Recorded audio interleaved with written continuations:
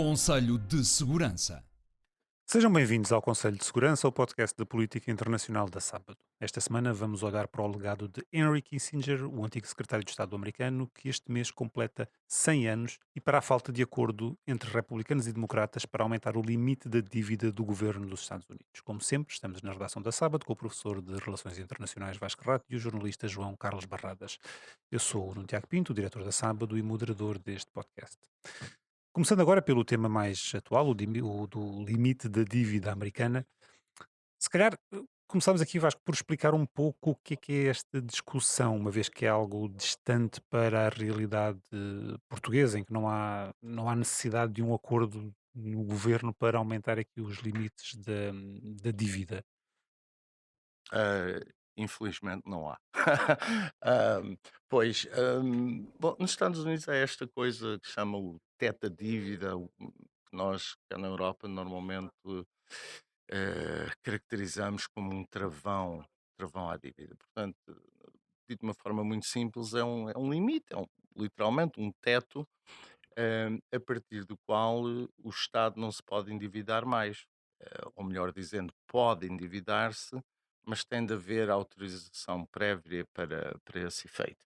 E, portanto, essa é a discussão que está a decorrer. Ahm, Mas é uma discussão, ou seja, é um limite real, ou porque o que temos visto desde sempre é que este limite tem sempre vindo a ser Certo. aumentado. Não, isso é fácil de fazer, aumenta-se o limite da dívida e imprime-se mais dinheiro. Quer dizer, é, é o que os americanos fazem. Isto é, como dizes e bem, é cíclico, já aconteceu várias vezes. Mas agora, esta discussão é um bocadinho diferente em vários sentidos. Portanto, muito simplesmente o que está a acontecer é que no sistema americano, como aliás em praticamente todas as democracias, quem autoriza os gastos é o poder legislativo. Sendo que, no caso americano, normalmente há um acordo, um consenso sobre orçamentos. E neste momento a Casa Branca está a discutir com os republicanos, que já têm uma proposta sobre este assunto, mas vamos lá ver, estamos num pré-ano eleitoral, ou um ano pré-eleitoral, e portanto, para entender o que está a acontecer, é necessário enquadrar isto na política doméstica, na política interna americana. E aqui o que está a acontecer que é muito curioso é que aparentemente Biden está a extremar a posição de modo extremar a posição negocial, não são as propostas, de modo a obrigar os republicanos ou a aceitarem as suas propostas ou alternativamente a levarem o país à falência. Hum, Porquê? Porque isto vem um bocadinho na senda da estratégia de Biden nos últimos tempos de caracterizar os republicanos como extremistas. Portanto, o que ele na prática quer dizer, quer fazer é dizer ao eleitorado: estão a ver, não se pode trabalhar com esta gente. Da parte republicana, o que se está a fazer é tentar reduzir os gastos do Estado. E, portanto, a Kevin McCarthy, que ao mesmo tempo está a usar este processo também para afirmar a sua liderança, o que ele está na prática a fazer é a exigir cortes nos programas sociais, nos gastos do Estado, que dispararam, diga-se de passagem, nos últimos anos com Biden. Poder-se-á dizer que resulta da pandemia, de uma série de coisas, mas a verdade é que dispararam e por isso é que os americanos estão nesta situação. No meio disto tudo, Trump também deu um empurrãozinho dizendo: bom, se é para levar o país à falência, então que se faça já em vez de mais tarde.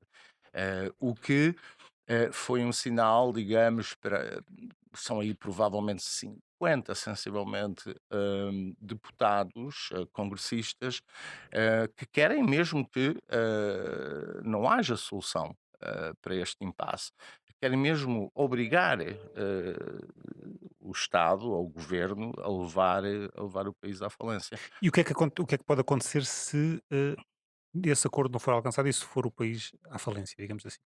As consequências são, de alguma forma, imprevisíveis. Na verdade, ninguém sabe, Ninguém sabe. porque isto nunca aconteceu. Há vários cenários, todos maus, porque a única vez em que se esteve numa situação tão extremada foi em 2011 e isso teve consequências bastante sérias, apesar de se ter chegado a um acordo de última hora. Aliás, este impasse, e que tem uma data, que é o próximo dia 1, mas que há algumas, 1 de junho.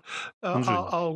há algumas maneiras de poder ser um pouco alargado esse prazo se o Departamento do Tesouro, o Ministério das Finanças Federal, fizer algumas opções de cortes para permitir o pagamento daquilo que é a dívida externa, as obrigações do Tesouro norte-americano durante mais de 10, 15 dias, mas seja como for, a perspectiva é sempre negativa. É negativa porque Desculpa interromper, há uma perspectiva interna que eu recordo-me de uma série que era Os Homens do Presidente, em que basicamente o governo parava e as pessoas eram enviadas para é casa uma porque não havia salários isso é uma para pagar. Isso é o situação Isso é o shutdown. shutdown. isso é uma situação diferente. Mas não é isso. Não Não, é não não é é isso isso. não é isso que Isto tem que ver com o está orçamento, em isto é com causa. a dívida. Nós, aliás, para percebermos isto um pouco do sistema federal americano, há leis travão, como se dizia tradicionalmente em Portugal, quer constitucionais, quer ordinárias em diversos países democráticos, estabelecendo limites à capacidade de endividamento do Estado.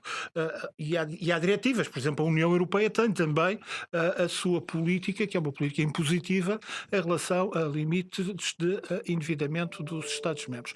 Nos Estados Unidos, a situação é que, até sensivelmente, até a década de 60, não havia grande discussão, havia consensos que eram conseguidos no Congresso, sobretudo quando havia maiorias que apoiavam o presidente, mas a partir daí a situação começou a deteriorar-se um pouco, também em função da própria situação financeira dos Estados Unidos.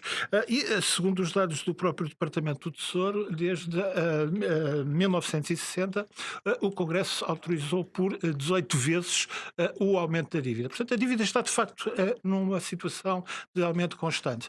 Mas isso é diferente daquilo que é o que os norte-americanos chamam o shutdown, ou seja, que é como que o encerramento temporário da administração pública, que tem uma grande diferença em relação a esta questão que tem a Porque não ver há com os consenso mercados, sobre o orçamento. com os mercados externos, porque no caso do shutdown isso atinge apenas 25% do orçamento federal, não pode exceder isso e não pode impedir o pagamento de prestações e subsídios sociais. Este é uma situação mais complexa porque envolve a confiança ou não confiança dos mercados e dos investidores nos títulos do Tesouro norte-americano. Isso está-se já a fazer sentir com aqueles que estão a vencimento a curto prazo durante o próximo mês de junho e durante o mês de Mas julho. para que se perceba do que é que estamos aqui a falar, estamos a falar de valores completamente estratosféricos. Neste momento o valor já é de 31 trilhões de dólares, nem sequer sei bem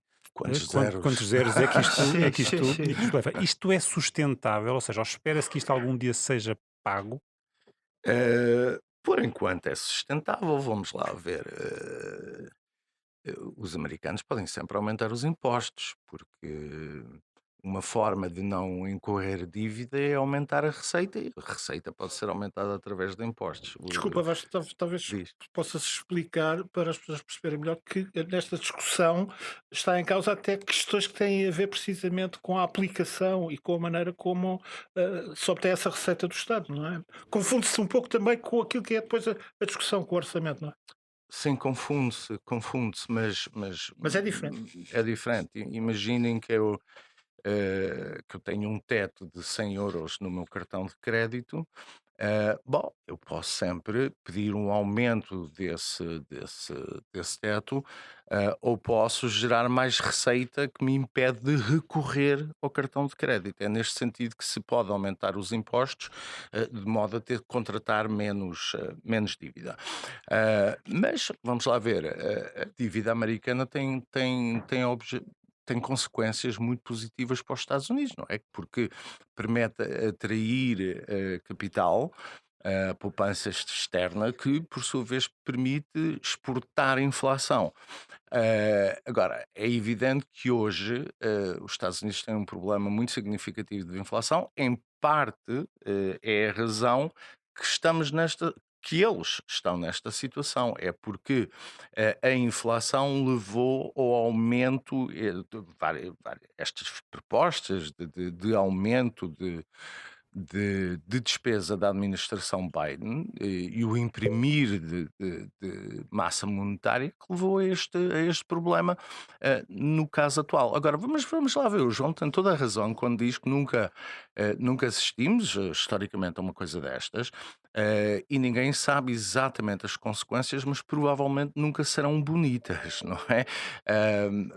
Porque a prazo os mercados deixariam de ter confiança nos Estados Unidos. Parte da razão que há tanto dinheiro nas obrigações americanas é porque toda a gente tem a confiança que o dinheiro ali está seguro, isto é, que o Estado americano paga as suas dívidas. Se isso não acontecer, não quer dizer que os Estados Unidos se transformar-se-ão na Argentina da América do Norte, mas, quer dizer, é um impacto, terá um impacto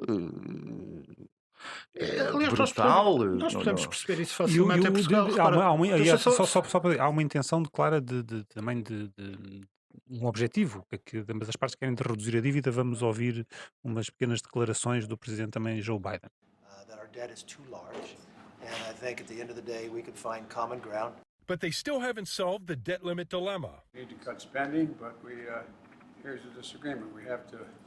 I think we should be looking at tax loopholes and making sure the wealthy pay their fair share. Para nós é relativamente fácil de perceber, até por causa dos problemas que nós temos tido com a nossa própria dívida, porque a partir do momento em que é degradada a nossa cotação nos mercados internacionais, por exemplo, os Estados Unidos têm a cotação máxima, o chamado AAA, que a perderam, por exemplo, em 2011, durante uma crise que também assumiu este aspecto de tentar-se resolver à última da hora. E isso implica consequências financeiras para o próprio Estado, para a sua capacidade de financiamento, que terá de se financiar mais caro nos mercados internacionais. Aliás, isso ainda em pequena escala já está a acontecer Certo, presentemente.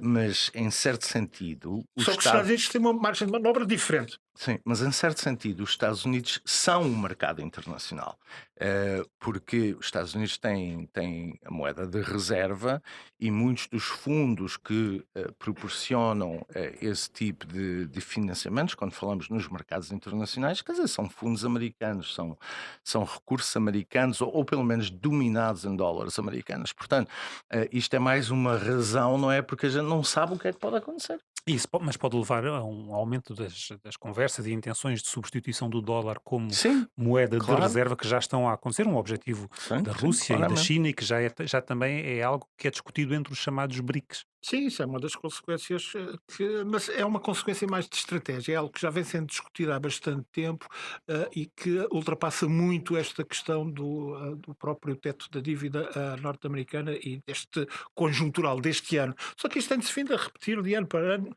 e agrava-se sempre que há uma tensão entre as maiorias do Congresso adversas às da Casa Branca e um dia isto pode mesmo esticar e partir a corda. Agora, no imediato, temos logo uma situação que é o Banco Central, seja como for, a Reserva Federal Norte-Americana não pode continuar a descer taxas de juros, terá de se manter ou aumentar. E isso tem um efeito muito negativo para uma série de economias europeias, designadamente, e a portuguesa. Portanto, este assunto um pouco esotérico, muito técnico em certo sentido, do que corta onde corta, faz sentido cortar, ou as despesas sociais têm de ser aumentadas. Isto mexe depois com a discussão que se faz sempre em outubro do orçamento, parecem muito distantes, mas podem ter um efeito muito imediato sobre aquilo que se chama o cotidiano das pessoas. E mexe com a política cotidiana também, porque, quer dizer, a pior coisa que pode acontecer a Joe Biden é daqui a um ano estar numa profunda recessão. E isto aumenta consideravelmente essa probabilidade. Por essa razão, eu acho que vai acabar por haver um acordo, mas um acordo que depois. Para o ano é outra vez a mesma situação. Pode ser, mas o acordo não será pacífico, quer dizer, a ala esquerda do Partido Democrata, o Bernie Sanders não é congressista, é senador, mas aquela ala do Partido Democrata é contra, a ala direita do Partido Republicano é contra, mas no meio disto tudo provavelmente haverá bom senso e chegar-se a um acordo. Se bem que Ou não. se bem que era o que eu ia acrescentar neste fim de semana, quer dizer, suspenderam-se as negociações, que aliás a Casa Branca nem queria negociar há 2 meses atrás, mas há negociações a decorrer, foram suspensas este passado fim de semana, porque começaram a falar os democratas começaram a falar, justamente Bernie Sanders e outros começaram a falar da invocação da 14ª amenda. A 14ª amenda, supostamente, nesta narrativa democrata, levaria depois Joe Biden a fazer cumprir a dívida. Ora, a 14ª amenda refere-se na parte, quer dizer, a 14ª amenda tem várias partes, mas na parte que se reporta às dívidas, está a falar das dívidas dos Estados Confederados, e que a dívida, portanto, estamos a falar 1800 e a 14ª amenda é de 1866, se a memória não me falha, mas, portanto, estamos a falar de um enquadramento específico que não é aplicável hoje. Porque é que isto é relevante? Bom, se decidirem avançar com esta ideia peregrina da 14ª, o que é que irá acontecer? Vai para O Supremo o Tribunal. Supremo Tribunal, demorará 3, 4 semanas, mesmo em emergência, e É como um ato, é mais um ato de pensamento mágico que nestas situações, como já foi, há sempre a história da moeda comemorativa, que é outro ato de pensamento mágico, aliás, que é repudiado pela própria Yellen, pela própria Sim. Secretária de Estado, considera todas estas alternativas sem sentido, dificilmente válidas do ponto de vista legal, sobretudo esta evocação de uma emenda que vem do tempo da Confederação e que tem a ver com a obrigação da Federação a honrar as suas dívidas, que pode de facto legalmente ser invocada pelo Presidente, mas será contestada E no Tribunal. provavelmente é inconstitucional. E depois temos a história da moeda mágica, como não há limites para a emissão de moeda comemorativa, do valor da moeda comemorativa, emitia-se uma única moeda no valor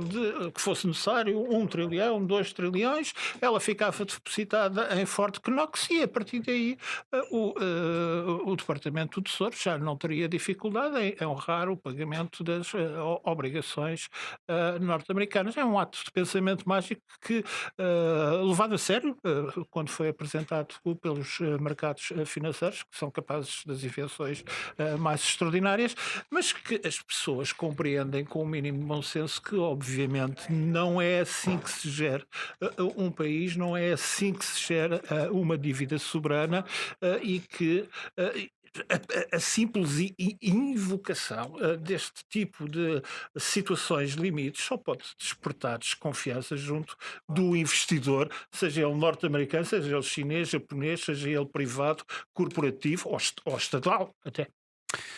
Este fim de semana, Henry Kissinger, que esteve recentemente em Portugal para o encontro anual do grupo Bilderberg, celebra 100 anos de vida. Ele que é venerado por admiradores e classificado de criminoso de guerra por adversários, tem algo que é inegável. Teve um papel fundamental na definição da política mundial do século XX.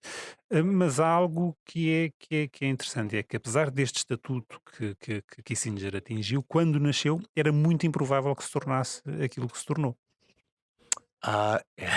Era muito improvável mesmo, portanto, nasceu na Alemanha, poucos anos antes da subida dos nazis ao poder. Kissinger, para quem não sabe, era judeu e, portanto, não teve vida fácil durante alguns anos, inclusivamente a família imigra para os Estados Unidos quando a sua candidatura ao liceu que dá acesso à universidade na Alemanha, um sistema alemão, é rejeitada e, portanto, vai para os Estados Unidos, é recrutado no exército, e é depois da Segunda Guerra Mundial que a sua carreira realmente começa, depois dele fazer um doutoramento em Harvard, que posteriormente é publicado num livro que é absolutamente genial, chamado O Mundo Restaurado, World Restored. E depois entra na política e o resto. Como é que ele começa? Ou seja, e essa transição da universidade para a política, quando é que acontece? E como?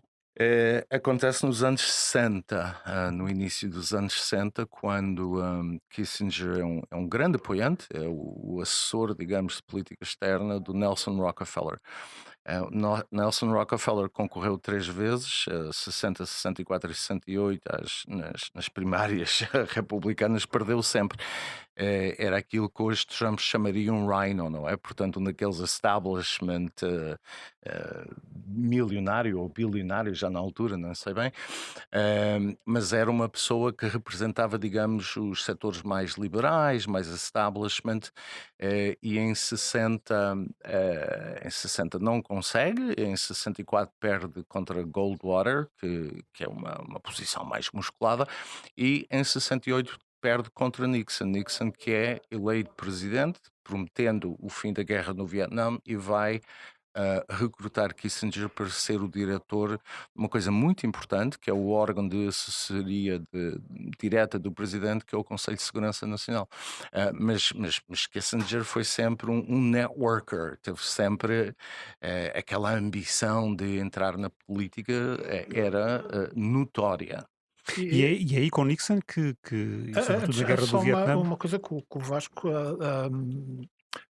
não referiu, que é muito importante, mas que faz todo sentido nisso, é a participação de Kissinger na discussão sobre a utilização de armas nucleares. Foi uma discussão que começou a realizar-se nos Estados Unidos Council on Foreign Relations. na década de 50, e ele foi um dos que defendeu que aquilo que era a posição da Casa Branca de Eisenhower, de que em caso de ataque nuclear por parte da União Soviética, a única resposta possível era a retaliação maciça.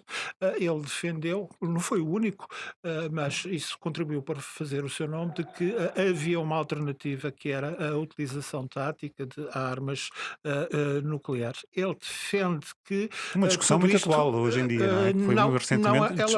ela perdeu todo o sentido. Na guerra da Ucrânia, através do uso de armas nucleares táticas, falou-se nisso? Não, porque ela perdeu todo o sentido, porque estamos a falar destas discussões do final dos anos 50, início da década de 60, elas contemplavam uma guerra nuclear que não implicava a aniquilação total da humanidade, tal como conhecemos atualmente.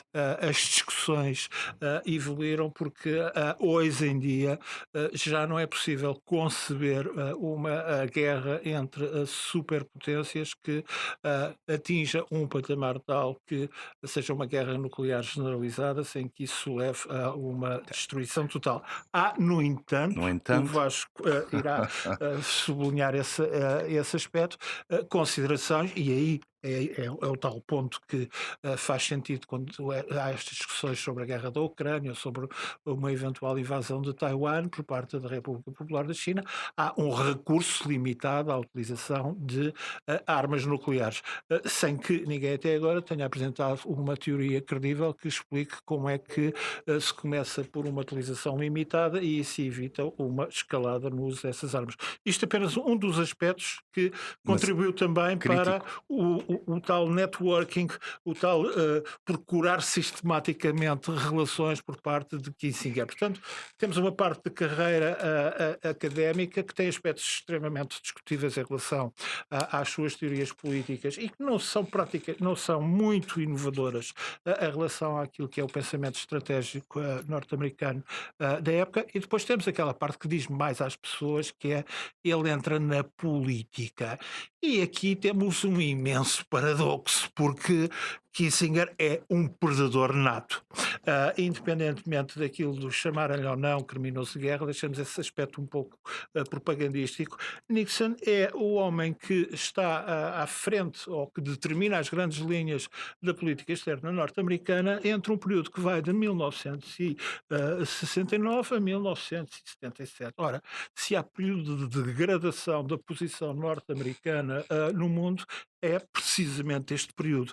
Aliás, comparado com aquilo que são, digamos que, realizações do ponto de vista dos próprios interesses norte-americanos por outros secretários de Estado ou conselheiros, ou seja, por pessoas que determinaram mesmo a política externa norte-americana, há outros dentro da sua área política, como George Shultz, com a administração de Ronald Reagan, que obtiveram resultados muito mais significativos, muitíssimo mais importantes do que Henry Kissinger. Henry Kissinger é também, apesar de tudo o que ele considerava como uma influência maléfica no sentido de perturbar aquilo que devia ser o justo e normal funcionamento da administração depois de tomada uma decisão política, ele é um produto dos mídia. Ele foi o primeiro secretário de Estado, primeiro conselheiro de segurança, depois secretário de Estado, que fez da sua promoção pelos mídia um dos pontos focais da sua carreira. Eu acho que há um grande paradoxo no caso de Kissinger,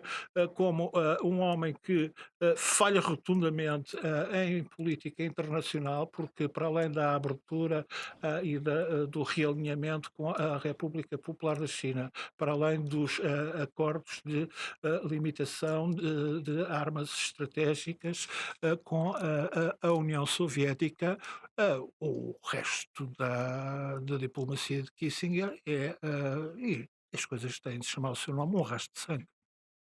Bem, mas mesmo estes dois achievements da China São importantíssimos. são muito importantes.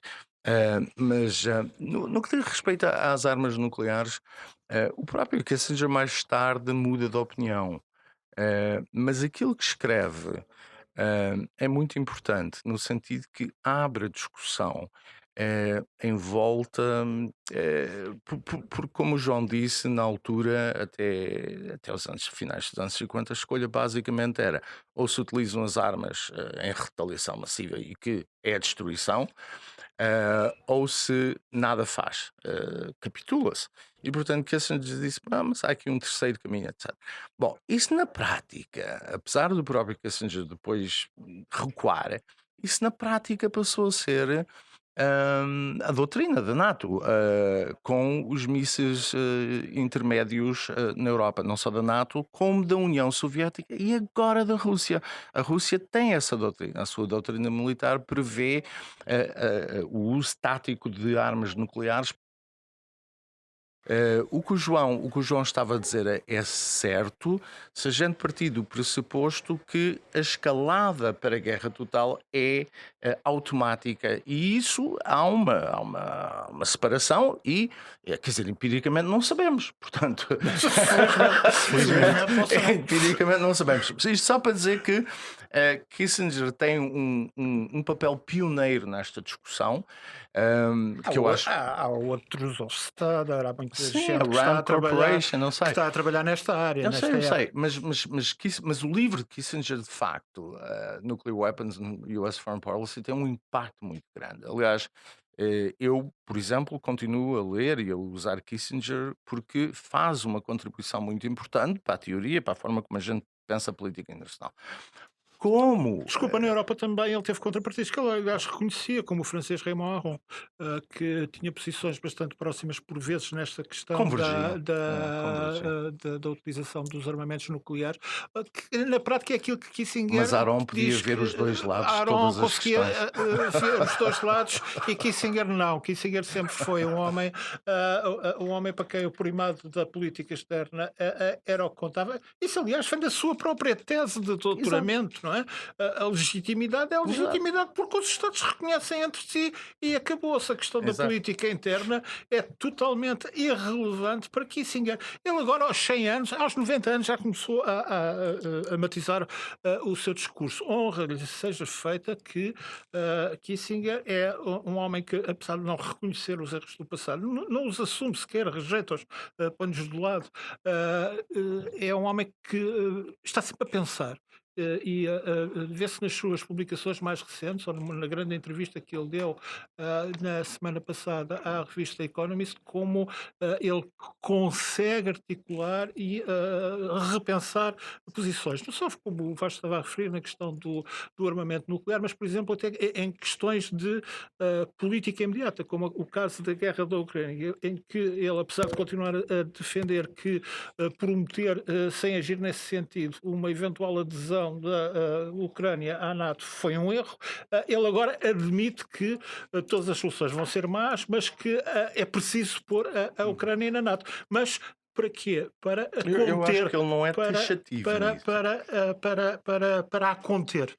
Essencialmente é esse um dos aspectos. Portanto, isso é apenas uma das maneiras como Kissinger evolui no seu pensamento, mas o paradoxo nunca desaparece. Ele falhou os principais objetivos. Falaste também Nós estamos a falar, Pá, nós estamos a falar O João está a do ser muito período. duro. Está a ser muito duro. Duro era Kissinger. Duro era Kissinger Não, que está não, a ser muito nunca duro. hesitou em promover, promover no sentido de decisor político que lhe dá o apoio, as soluções mais duras, como por exemplo a repressão do exército paquistanês no Paquistão Oriental, atual Bangladesh, em 1971, as soluções violentas em relação à invasão e anexação da Indonésia, Timor. Ele teve uma política na Indochina que ainda continua a ser altamente discutível e que temos a história do célebre nobre. Está a Deixa, ser ele muito- ganhou o Nobel da Paz, apesar Ele é desse, do Cotó. do rastro de sangue Ele é do que Cotó. Não ligaram, que nem um acabaste nem de- outro ligou que ao acabaste de prémio. referir, um Nobel da Paz por causa das Mas- negociações de paz Eu no De Vietnã. Paris, sim. Mas João- vamos só ouvir aqui uma pequena frase de Kissinger. Where we hope in a short time the animosities and the hatred and the suffering of this period will be seen as aspects of a past. Esta posição do Vietnã também foi dúbia que ele teve, não é? Ele percebia que a guerra estava perdida, mas quando Sim, defendeu a sim, sua manutenção. Sim. Mas Quis celebrar um cessar-fogo, mas aceitou os bombardeamentos Certo. do Laos e do Camboja, que Certo. depois deram origem aos Khmers Vermelhos. Esta dualidade estava sempre presente. Sim, mas eu acho, já e vou, mas eu acho que o João está a ser muito duro por várias razões. Há uma consistência muito grande entre aquilo que Kissinger escreve enquanto académico, sobretudo no mundo restaurado, Sim, senhor. restauração do mundo, e depois aquilo que ele tenta fazer. Portanto, qual é a polémica central no livro, na sua tese de doutoramento? É como é que é possível construir uma ordem internacional legítima, isto é, contendo Estados que querem quebrar, que querem desfazer essa ordem. E, portanto, ele acredita que a diplomacia e o realismo em questões como estas que estamos aqui a referir, que são absolutamente essenciais, porque o que é necessário é manter o equilíbrio de poder. Bom, e toda a sua ação governativa está direcionada no sentido de preservar o equilíbrio de poder. Desculpa, e só contam esses Estados que têm poder Sim, mas militar. por definição. Porque o conflito é de facto existencial. E portanto, nesse sentido, isto que o João diz, quer dizer, sim, ok, é verdade, mas o que eu acho mais interessante ainda é a crítica que posteriormente é feita ao Kissinger da direita. Quer dizer, e a direita, daquela direita reaganista, e não só, alguns democratas, o senador Jackson do Washington na altura, mas a crítica que é feita à direita é muito curiosa, que é mais ou menos isto. Kissinger, ao tentar negociar equilíbrios de armamentos, o Acordo de Helsinki de 75, por outras palavras, ao tentar preservar o status quo entre os Estados Unidos e a União Soviética, errou. O que ele deveria ter estado a fazer é tentar derrotar a União Soviética. É na prática isso que depois. A administração Carter, com um grande rival Não, a seu, Carter, a só na administração, última fase. na última fase, com um grande rival Carter é seu um na desastre. academia. Mas é isso que é o Reaganism, o Reagan, a Guerra das Estrelas, não é? A nova Guerra Fria, como então se dizia, é o quê? É esta convicção de que não vale a pena apenas gerir o equilíbrio, é necessário derrotar a União Soviética. E nesse sentido, a crítica feita a Kissinger da direita, acho muito interessante, que na prática Kissinger perpetuou a Guerra Fria e perpetuou o poder soviético. E perdeu. A crítica. Desculpa, Hã? e essa crítica implica que ele a perdeu nesses anos. Sim, nesse sentido. Porque é aos anos daquilo que se chama nos Estados Unidos a expansão soviética em África Sim. e por aí fora. Durante o período de Carter, sobretudo. Não foi no Sim, período mas Nixon. começa precisamente tudo isto a Começa, fazer-se sim, senhor. sentir com Kissinger. Começa sim, senhor. Aliás, temos o Mas, exemplo de Portugal. João, a tua crítica é aquela crítica, sem desprimor, mas é aquela crítica típica que se ouve à esquerda, que é, bom, ele bombardeou isto, bombardeou aquilo, etc. É tudo verdade, À esquerda e à direita. derrubou. Vasco. À esquerda, Não, à esquerda e à direita. a direita não Os faz essa interesses dos crítica. Estados Unidos saíram profundamente direita não- prejudicados não. pela política da Não, João. administração de A que ele direi- fez parte, quer com Nixon, quer com a Ford. A direita não faz essa crítica por uma razão muito simples, porque enquadra essas ações no combate existencial contra o comunismo, portanto, o derrube de Allende. As atividades de si em vários países são justificadas no sentido em que se tratava do. Não, é assim mesmo. Foi esse Portanto, pensamento também que levou à relação com Portugal e à convicção de que exato. Portugal iria cair numa ditadura comunista? Foi.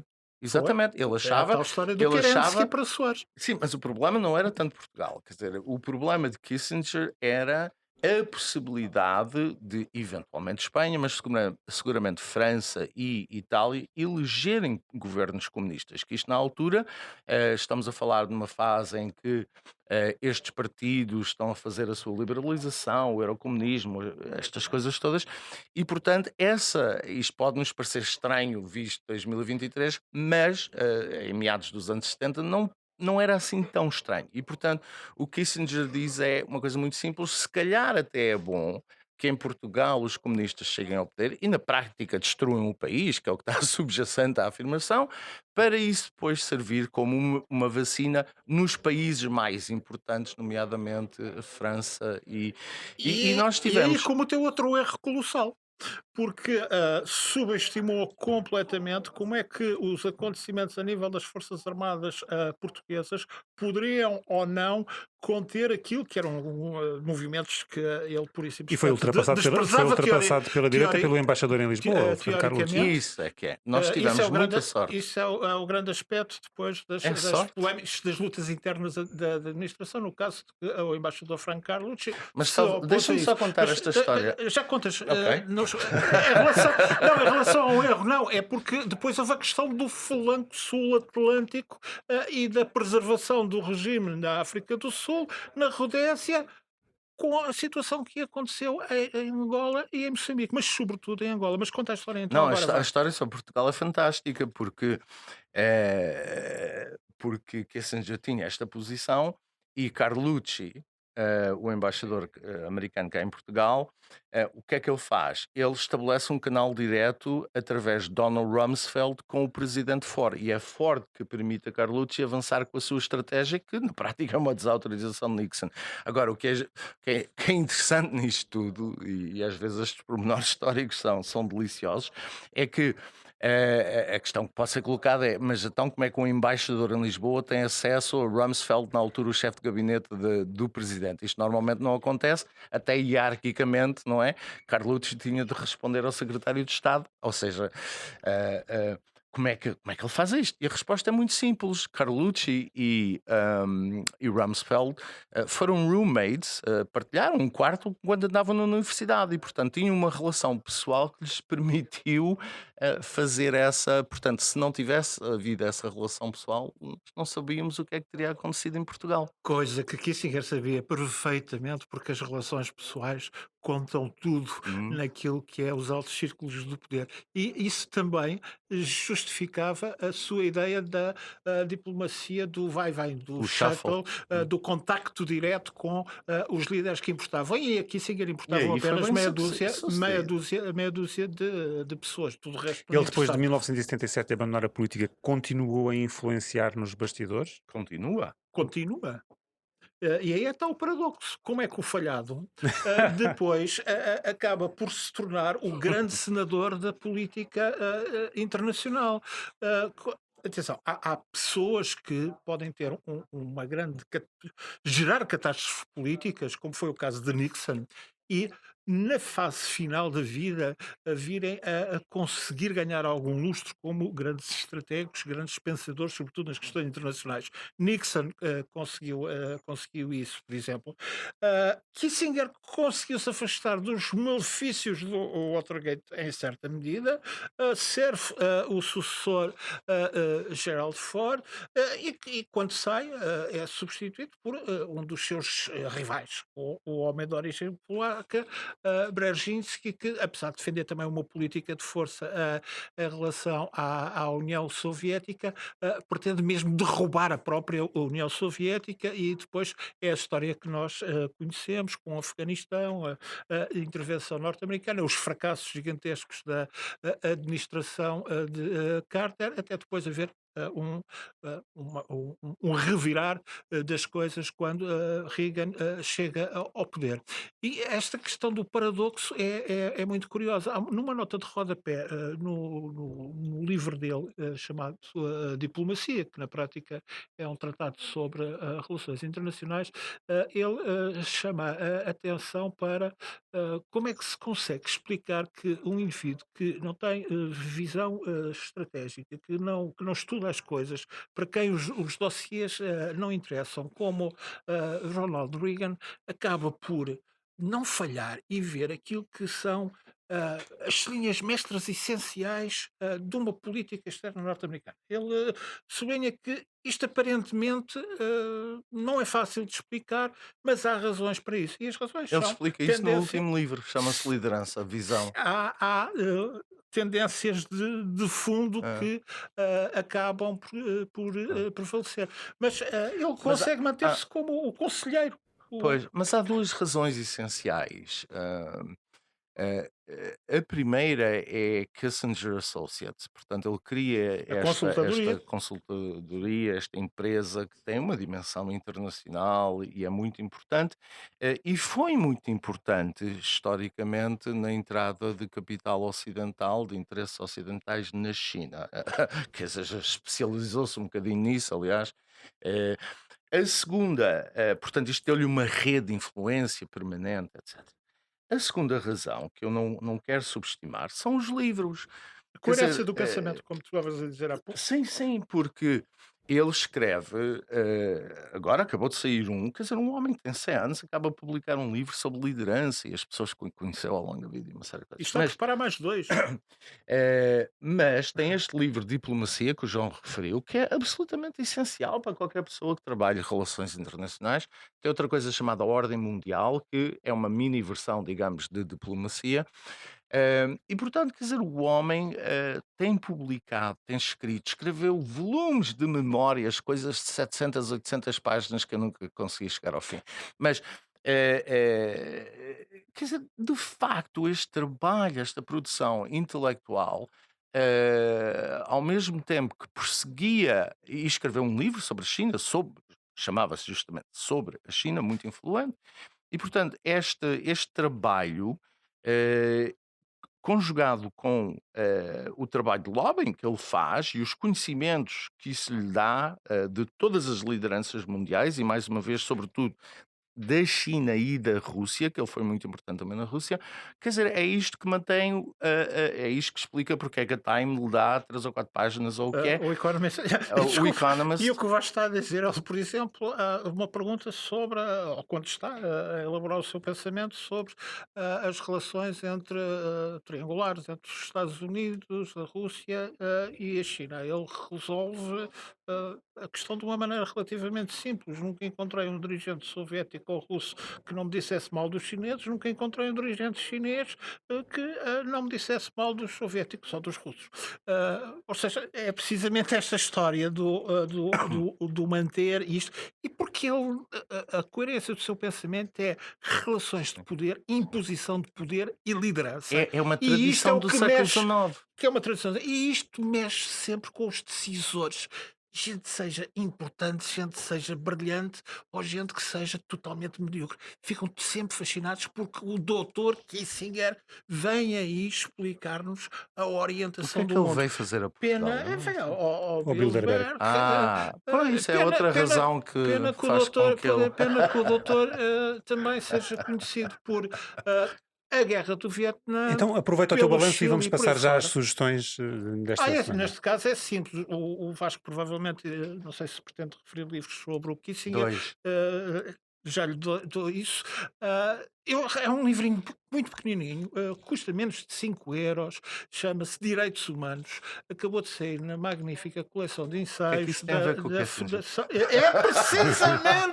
É precisamente por isso que eu recomendo este livro, Direitos Humanos, da Fundação Francisco Manuel dos Santos, e é escrito por um dos grandes historiadores portugueses, o Francisco Betancourt, que é professor na Universidade de Londres, um grande especialista da história das Inquisições e do racismo, e o livro é interessantíssimo porque são 150 páginas, gastam menos de 5 euros, e o Francisco Betancourt explica como se chegou a um consenso em 1948 para a Declaração Universal sobre os Direitos Humanos.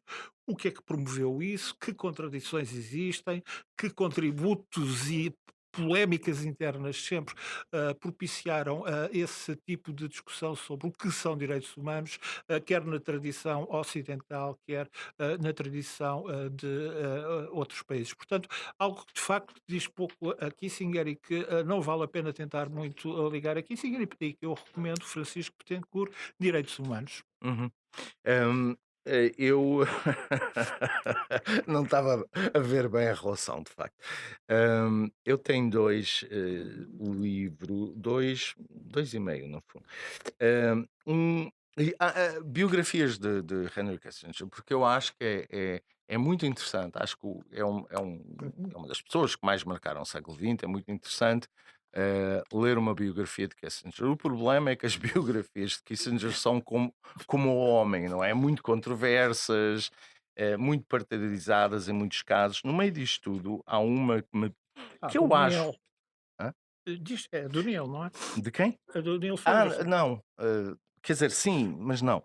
A primeira que eu acho que foi relativamente objetiva e ainda hoje é um bom livro, foi escrito pelo Walter Isaacson, o mesmo que fez uma biografia do Steve Jobs, do Leonardo da Vinci, etc. Os leitores portugueses provavelmente conhecerão pelo livro da Vinci, que foi muito, muito popular. Mas antes disso, em 1992, ele escreveu um livro sobre Kissinger que eu acho que é muito bom. Mas, como dizia o João, quando agora referiu o Niall Ferguson é um historiador cuja que é muito parecido com Nixon, com Kissinger em muitas coisas, até pessoalmente. Mas enfim, mas o Niall Ferguson é um historiador de referência muito importante, também de centro-direita, e é o biógrafo oficial. Portanto, é a pessoa que teve acesso aos relatórios, por exemplo, o relatório do Vietnã de 65, muito importante, quer dizer, mas teve acesso aos papers de Kissinger, conhece Kissinger, e entrevistou muitas vezes, e há coisa de 2 anos publicou o primeiro de 2 volumes do livro chamado Kissinger, simplesmente a biografia, e o subtítulo do primeiro volume é O Idealista, The Idealist. Vem aí um segundo volume e é muito muito interessante este livro, por razões várias, até porque enfatiza, naturalmente, este período da universidade, da tese de doutoramento, etc. E depois. É uma pilha de informação, o livro. É exaustivo.